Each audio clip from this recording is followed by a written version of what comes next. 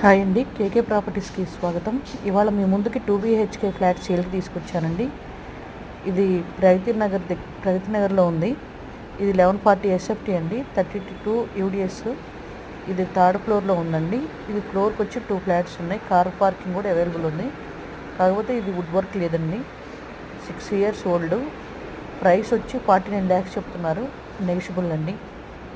ఎవరికన్నా కావాలనుకుంటే నా కాంటాక్ట్ నెంబర్కి కాల్ చేయగలరు.